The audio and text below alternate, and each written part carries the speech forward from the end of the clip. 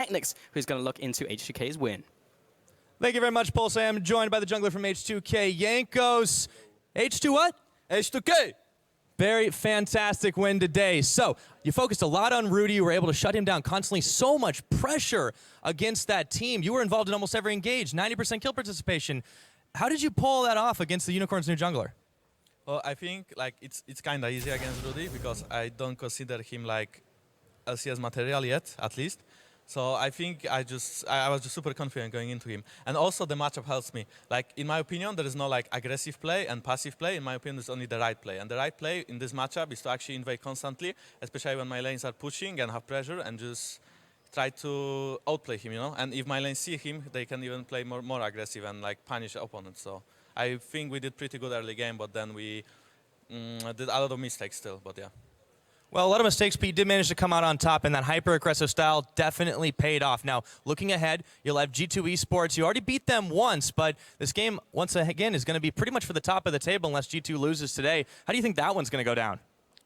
Oh, I think it's going to be really hard. I think, like last time, we won just because they had really bad like pick and ban phase, like they had Udyr and Zed. I don't know what happened there, you know. But this time I think they'll pick like way better champions, and it's going to be like way harder as well. I think we can win, yeah, but I would say it's like 50-50, you know. I think we can win, but they are super good, and it's totally different than Unicorns, you know. And especially Trig, like he's so much better than Rudy, so it's like, yeah, it's super different. It definitely will be a different game. Okay, last question here for you. Are you going to be first blooding Trick? I hope so. There we go. Thanks again for joining me, Jankos, and we will send it back to the analyst desk to break down that incredible slugfest of a game. Well, Jankos had a lot to say about Rudy in that matchup, and going off the beginning of the game, it was justified. Yeah, I think Jankos has got to play some fantastic double jungle games with Rudy and solo queue.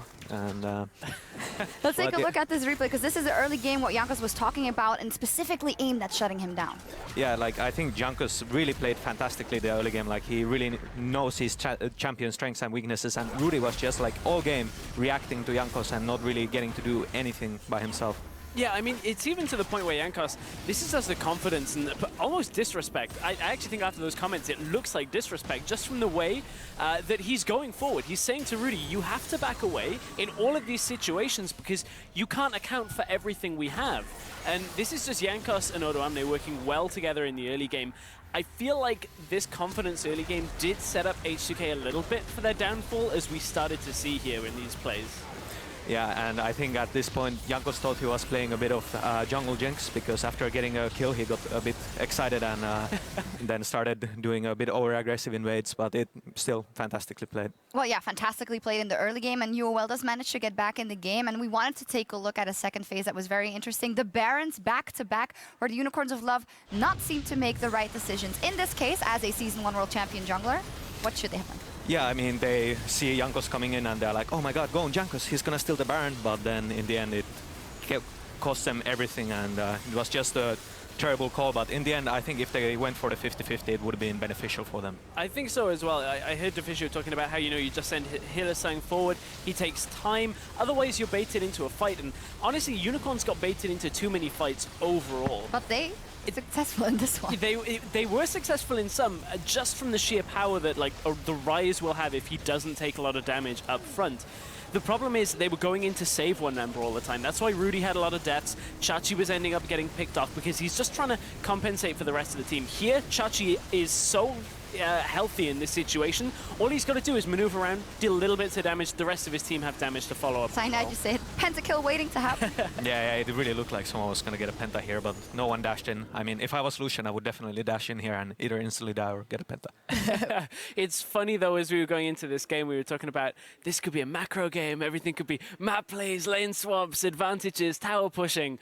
We didn't really get until like 10-15 minutes, I'd say. Clear plan from H2K. A clear plan from H2K. That was very much so the direction. Is H2K said, we're going into the jungle, going very aggressive, and we'll take it. But when it came to a tower pushing game, the game never got to that stage. Victor neutralized a lot of it, and the Unicorns were in a situation where they were like, what do we do?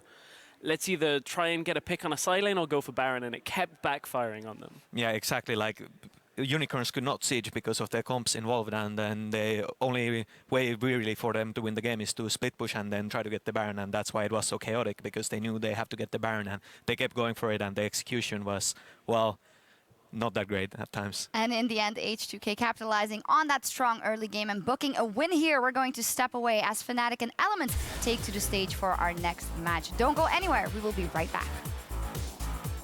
Your face is trash. Yeah. My face and my hair. Also your belly.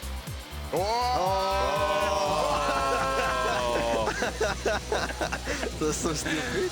Pop the grand challenge. Can he actually get these procs off? Rudy is so low, but he comes in with one last lunge to finish him up for first blood. Package. They don't have TP, we don't know where's Rek'Sai, we don't know where's Rek'Sai. Go! Rek'Sai top, Rek'Sai top, Rek'Ai top. Kill Rek'Sai. I slow him. We can fight this, Fight. Rek'Sai. Okay.